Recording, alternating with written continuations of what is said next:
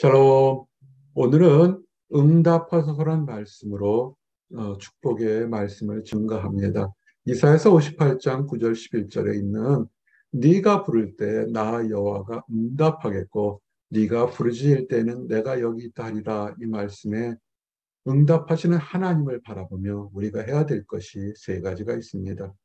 힘들고 어려울 때 하나님께 부르짖으십시오.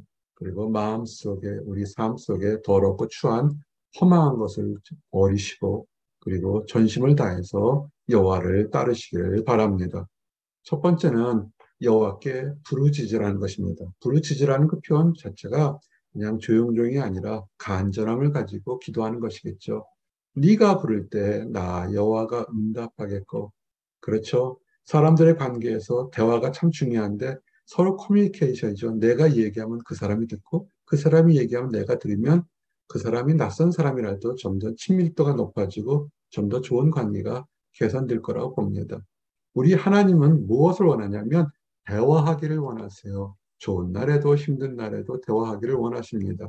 그래서 지금 여러분들이 초조하고 새로운 환경이 있을 때 하나님께 주님 도와주십시오. 주님 새로운 지혜를 주십시오. 인도해 주십시오. 그러면 하나님께 들으시고 그것이 그 말씀을 들으셨다는 것을 보여주고 증거할 것입니다. 그리고 이런 말씀을 부르짖을 수 있는 그 마음의 여유나 시작은 하나님의 교훈을 지킬 때 시작이 됩니다. 우리는 하루 24시간 일주일 동안에도 수없이 많은 위기가 닥치는데 그것을 부르짖지 못하는 이유가 뭐냐면 하나님을 향한 마음이 점점 엷어지면 세상을 먼저 보게 되어 있습니다. 지렛대와 똑같아요. 시수와 똑같아요. 하나님을 바라보게 되면 세상 것이 더 멀어지고 세상 것을 가까이 하면 하나님 마음이 멀어져서 우리가 하나님께 대한 주의 교훈을 바라보게 되면 큰 것뿐만 아니라 작은 것, 사소한 것까지 마치 친구에게, 연인에게 얘기하는 것처럼 다 말씀을 하게 되게 됩니다. 특별히 환난 중에 있는 분들은 하나님께 더욱더 부르짖으시기 바랍니다. 그래서 환난 중에 있을 때 하셔야 될 것이 하나님을 찾고 하나님의 택한 동역자들, 교회들, 장로들을 찾으셔야 돼요. 목회자를 찾으셔야 돼요. 혼자 힘들면 기도가 나오지 않죠. 그럴 때 그 마음을 이해할 수 있는 사람, 교회도 성도도 목회자도 함께 하나님께 부르짖으면 약속하시지 않았잖아요. 두어 세 사람이 내 이름으로 모인 곳에 기도할 때 내가 너희와 함께 있겠다 할 때 그때 부르짖었더니 우리에게 응답하셨다. 그래서 여러분의 결혼 문제라든지 직장 문제, 새로운 가정, 취업, 비자 문제 참 많은 것들이 있을 줄 압니다. 자녀 문제 함께 기도하십시오. 요새 카톡으로 이메일로 이렇게 기도 제목 보내오신 분들이 많아서 참 감사합니다. 목사님 기도해 주십시오라는 그 한마디가 어떤 선물을 바치는 것보다 더 크게 하나님의 목회자로서 목사로서 인정받도록 사역하도록 어, 임명하는 거기 때문에 참 뿌듯해요. 그래, 내가 성도들을 위해서 기도하는 사람이지. 그래서 더 열심히 기도하게 되고 또 기쁘죠. 저 사람이 나에게 자기의 속 얘기를 얘기해줘서 기쁘고 그래서 더욱더 열심히 기도하게 됩니다. 그리고 이 부르짖게 되면 응답이 있어서 어떤 물질적이나 환경적이 싹 치워지고 응답받게도 되겠죠. 그런데 중요한 것은 뭐냐면 우선 마음의 평안함이 찾아온다는 것입니다. 내 영혼에 힘을 주어 나를 강하게 하셨나이다. 당장 응답이 올 수도 있고 안 올 수도 있죠. 우리는 하나님 뜻을 잘 모르잖아요. 그런데 부르짖으면 확실히 하나님 들으셨다는 건 어떻게 하냐면 마음속에 평안과 감사와 기도가 찬양이 넘치는 것이 오게 되는 것입니다. 영혼에 힘을 주죠. 우리 안에 참 어려운 문제가 있는데 다른 사람들 보기에는 어떻게 안타까 하는데 마음속에서는 하나님의 뜻이니까 감사하는 것이 감사해야지 의무가 아니라 평안이 몰려오게 되는 것일 때 하나님이 들으시는 것을 믿으시기 바랍니다. 많은 문제가 있어요. 우리 성도들에게. 그런데 기도하고 감사하고 더 한번 용기를 낼 수 주시는 마음 하나님이 들으셨던 겁니다. 응답은 여호와께 있다는 것을 늘 기억하십시오. 마음의 경영은 사람에게 있어도 말의 응답은 여호와께로부터 나오느니라. 아멘. 그렇죠. 우리가 어떤 일을 하면 부지런히 일을 해야 되죠. 이삿짐을 사는 거, 직장을 준비하는 거, 사람을 만나는 거, 배우자를 위해 배우자를 만나는 것도 준비를 해야죠. 그냥 나만 이뻐해 달랄 수는 없잖아요. 그죠? 서로들 상대방이 있으니까 서로 좋은 모습을 보여주고, 부부도 마찬가지죠. 그저 결혼했으니까 모든 것이 끝나다. 그렇지는 않죠. 연애 때보다 더욱더 멋진 모습으로 사랑과 인정받으려고 서로 예의 바르게 노력하는 모습이 있고, 자녀요, 나면 그냥 저절로 크나요? 아니죠. 희생과 눈물이 있죠. 그런데 경영은 우리들이 해서 열심히 노력합니다. 그렇지만 아무리 노력해도 또 그 결과를 인정하는 것은 하나님이세요. 그래서 우리는 최선을 다해서 사랑하고 감사하고 그 결과는 하나님께 맡기시는 것이 더욱더 은혜가 되실 겁니다. 그 두 번째는 힘들고 어려울 때 하나님 도와주십시오. 하나님 제가 곤궁합니다. 라고 부르짖으라고 했습니다. 그리고 우리가 해야 될 건 마음속에 주변에 더러운 것들은 벗어버리라고 했어요. 20년 전인가 청년사역 막 시작할 때 그렇게 얘기들 했어요. 혹시 복 받고 싶은 사람 있으면 그때 청년들은 복 받기를 원했으니까 20년 전이에요.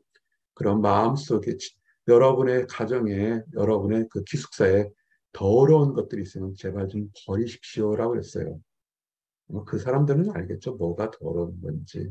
그래서 근데 성경은 그렇게 눈에 보이는 피지컬한 더러운 것뿐만 아니라 마음속에 있는 멍에와 손가락질을 허망한 말을 버려야 하는 것이죠. 질투나 시기나 원망이나 낙심과 증오 같은 더러운 것들을 버리십시오. 성경은 늘 감사라고 그러죠. 하나님을 바리고. 그리고 두 번째가 심파시죠. 줄인 자에게 내 심정이 동하며. 우리가 누가 생일이 있으면 어떡합니까? 우리 교인들 할렐루야 생일 축하합니다. 나누죠. 누가 힘들면 하나님 앞에 기도하겠습니다. 해야 돼요. 서로들 마음을 나누셔야 돼요. 냉랭한 사람들, 그건 세상 사람들이에요. 그래서 복을 못 받아요. 베풀지를 못하게 되면 들어오는 게 없어요. 베풀지 않으면 내 것을 지키니까 부자가 될 거라지만 그냥 가난하게 살 수밖에 없습니다. 마음이 가난해져요. 마음이 가난해지면 사랑받지 못하고 사랑이 마음에 없어지죠. 베푸십시오.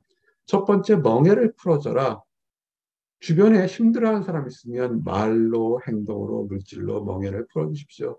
우리 청년 하나가 이사 가는 문제, 환경 문제에서 갈 집이 없어서 한동안 고민 기도를 좀 냈어요. 그때 선선하게 자기 집 오픈해서 오라고 그런 거. 얼마나 마음의 멍에가 풀어줬겠어요. 그냥 공짜로 살겠습니까? 따뜻한 말 한마디 같이 식사를 같이 하면서 또 사랑 나누겠죠. 우리가 있을 때 기도가 응답받고 싶습니까? 여러분의 자신의 더러운 것을 버리고 주변에 힘들고 어려운 사람들 할 수 있는 선에서 흉악의 결박을 풀어주도록 노력하십시오. 우리가 늘 기도할 때 환경이 얼거매인 사람을 자유케 해주십시오. 그러면 우리는 아멘하고 기도해요. 내 안에 닫혔던 걸. 그렇게 기뻐하는 것처럼 주변에 누가 힘들면 그렇게 풀어주십시오. 물질 문제 때문에, 환경 문제 때문에, 능력 때문에, 사람 때문에 어렵다 그러면 어떡하십니까? 고소하다 그렇게 생각하십니까? 그렇게 생각하시지 마시고 하나님 앞에서 기도하시고 할 수 있으면 또 함께 기쁨으로 동참해서 풀어주시면 되죠. 내가 기뻐하는 그 음식은 흉악의 결박을 풀어주며 멍에의 줄을 끌어주며 금식 기도 해보셨죠? 금식 기도는 참 효과가 높고 강력한 기도입니다. 일반 기도보다 달라요. 한 끼 말고요. 한 3, 4일, 3일 정도 기도하면서 전심을 하나님께 기도하는 것이 굉장히 크죠. 그런데 그거보다 더 강력한 것이 우리 이웃이나 가정, 여러분의 친족 사람들이 힘들어할 때 말로, 물질로, 행동으로 풀어주는 것, 그것이 멍에를 풀어주는 것이 엄청난 큰 기도하는 것인 것을 아셔야 됩니다. 이거 제일 중요한 게 허망한 말, 성경적인 말씀 허망한 것은 우상 숭배나 참난 등 세상적인 것을 제거해 버려라 그런 것입니다. 큰 거죠. 작은 것으로 실천할 것은 부정적인 것, 질투하고 시기하고 남을 비방하고 판단하는 것을 버리십시오. 그냥 감사로 보십시오. 남이 잘 된 것에 대해서 판단하지 마시고 남이 못된 것에 비방하지 마시고 그분들도 힘들잖아요. 힘든 일이 있을 거 아니겠습니까? 그래서 마음에 허망한 것들, 세상 사람들이 하는 거잖아요. 그거는 그런 것들 하지 마시고 버리십시오. 버리면 축배가 됩니다. 그리고 진짜 허망한 것은 우상 숭배죠. 이스라엘 백성들이 우상 숭배를 참 많이 했죠. 민족이 작고 땅이 작아서 그런지 모르겠지만 왼쪽에는 애굽이요, 오른쪽에는 아수르, 바사 제국, 페르시아, 바그다드도 있고 굉장히 강대국들이 너무 많았어요. 그러다 보니까 틈만 나면 사람들을 의지하고 그들 신을 섬기려고 그래요. 여호와 하나님이 그들 신보다 강한데 그래서 하나님께서는 우상을 숭배하지 말라 그러죠. 현대 우상 숭배는 뭘까요? 요새는 종교가 자유화되니까 우상 숭배를 안 하죠. 사람이 우상이 될 수 있고요. 정욕이 우상이 될 수 있고, 물질이 우상이 될 수 있고, 신분이나 또는 자녀들이 우상, 남편과 아내가 우상이 될 수가 있습니다. 주의하십시오. 그 모든 환경은 하나님 안에서 관리하고 기쁘게 살아가는 거지, 우리가 섬길 것은 하나님인 것을 늘 기억하시기 바랍니다. 제가 미혼인 청년들 기도를 위해서, 결혼을 위해서 참 기도를 참 많이 해요. 제가 보수적인 사람이라 그런 게 아니라 청년의 때 홀로 있게 되게 되면 유혹을 참 많이 받아요. 유혹을 받게 되면 이성을 우상처럼 섬기게 됩니다. 목회자가 아무리 얘기해도 말도 안 되는 이성의 한마디 하면 거기다 헷가닥 넘어가요. 또 우리 성도 목회자들 여러분들이 형통하기를 위해서 취업도 잘 되고 가정도 형통하기 위해서 기도하는 이유가 물질 만능의 목사가 아니에요. 가난하고 힘들고 비자 문제 해결 안 되면 그냥 조금 잘 사는 것이 우상처럼 섬기게 돼요. 이민교회 힘든 게 다 그런 거 아닙니까? 조금 잘 살면 큰 소리 치고 떵떵거리고 그 교회 처음 가면 첫 마디에 그러죠. 영주권 있으세요. 그게 당신하고 무슨 상관이 있습니까? 여기까지 왔을 때 하나님께서 어떻게 부르셨습니까? 무엇을 어떻게 도와드릴까요? 어떻게 기도해 드릴까요가 먼저죠. 남을 누르고 싶고 자기 가진 것을 과시하면서 그릇된 모습을 가리키다 보니까 그런 교회에 오래 있다고 되면 우상을 섬기게 돼요. 물질이나 환경처럼. 현대판 우상일 겁니다. 여호와 하나님만이 참된 피난처입니다. 많이 가져도 하루아침에 쓰러질 수 있고요. 적게 가지다고 가난한 거 아니에요. 하나님의 은혜는 뭐습니까? 마음속의 평안이고 감사해요. 여러분 작은 목자 지금 힘들고 어려운 일이 있는 거 아십니다. 그런데 평안이 굉장히 깊어요. 여러분이 기도해 주셨고 가족이 기도해 주셨고 목회자 기도하니까 하나님 뜻을 바라보니까 하나님 안에서 감사가 절로 나올 수밖에 없습니다.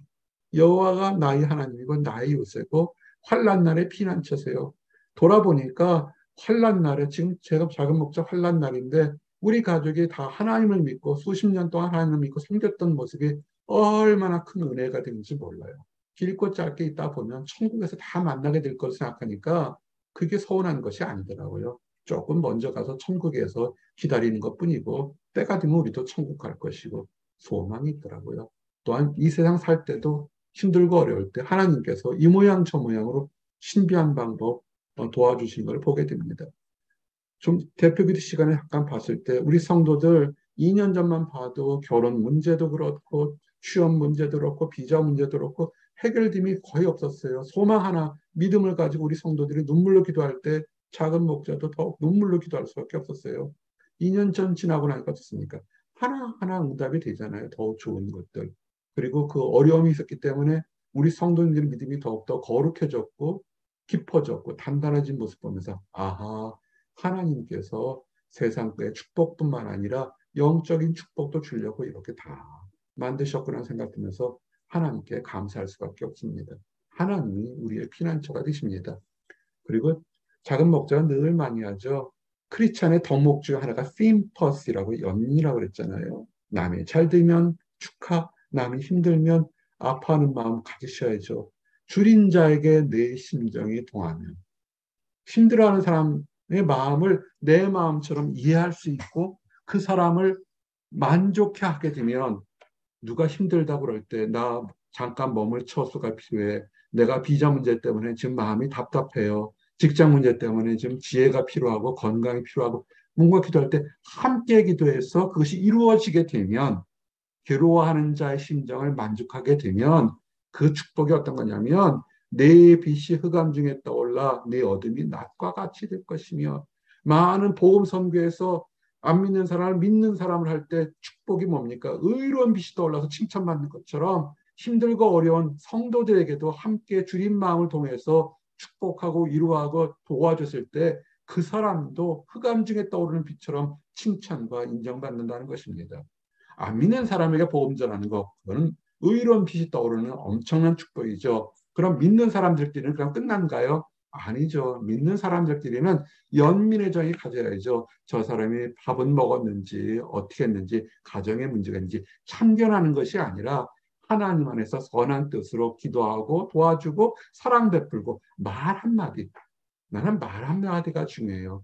힘내세요. 사랑합니다. 기도하고 있습니다. 잘 될 거예요. 하나님이 보호하시잖아요. 하나님 함께 계시잖아요. 이런 말 한마디가 얼마나 큰 힘을 주는지를 여러분은 알 수 있습니다. 이것을 대충 볼 때 이 작은 목자의 마음일까요? 아니에요. 성경은 이 모습의 대표적인 것이 예수님이잖아요. 예수님 말씀 듣고 와서 큰 위로받는데 그들의 모습을 딱 보고서 느낀 게 뭐냐면 목자 없는 양같이 목자 없는 양떼들은 처음에는 지 멋대로 풀 뜯어 먹지만 결국은 길도 잃게 되고 병도 나게 되고 못된 짐승에 잡혀먹게 되고 궁극적으로 다 파멸할 수밖에 없어요. 무리가 많으면 안전한 것이 아니에요. 숫자가 많으니까 안전한 것이 아니라 아무리 숫자가 많아도 혼자 있다 할지라도 결국은 망할 수가 없어요. 목자가 있어야 됩니다. 그래서 그 마음에 불쌍히 여기서 심파시 연민의 마음이 계셔서 이 땅에 오셨죠. 우리 주님이 이 땅에 왜 오셨어요? 불쌍히 여기셔서 그렇습니다. 우리 사랑을 베풀고 선지자를 보내주고 기적과 이적을 보내줘도 그 순간에는 할렐루야 찬양하지만 지나버리면 바로 세상으로 돌아와서 안 믿는 사람들과 함께 우상 숭배 섬기고 탐욕에 빠지는 그 못된 모습을 죄의 모습을 불쌍히 여겨서 심판하지 않으셨잖아요. 우리 주님은 심판하지 않으시고 불쌍히 여기셔서 오히려 십자가를 지셨잖아요.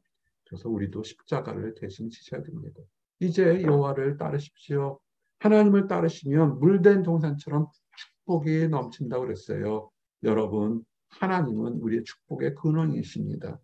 너를 애굽 땅에서 인도해낸 여호와 네 하나님이시니 애굽은 세상에서 건져낸 거죠. 우리를 안 믿는 곳에서 건져내서 축복의 땅으로 하면서 얘기를 하지. 네 입을 크게 열라 내가 쳐리라.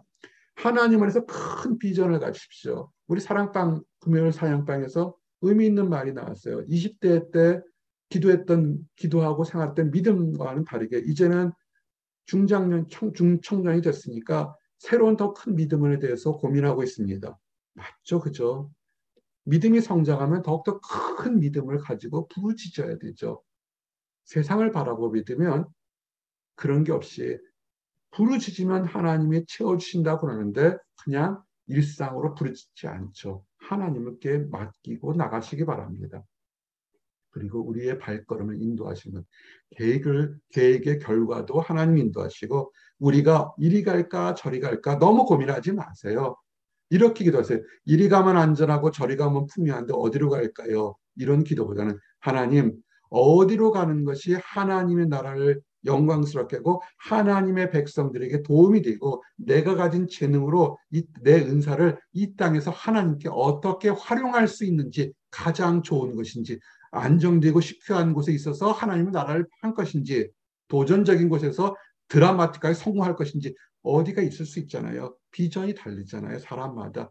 그렇게 기도하시면 하나님께서 가장 멋진 곳으로 인도하시는 모습을 볼 것입니다. 사람마다 달라요. 도전적이고 파이오니아 같은 그런 성격이 있는 사람과 안전하고 안정적이고 이렇게 스테디한 것을 좋아하는 사람이 있어요.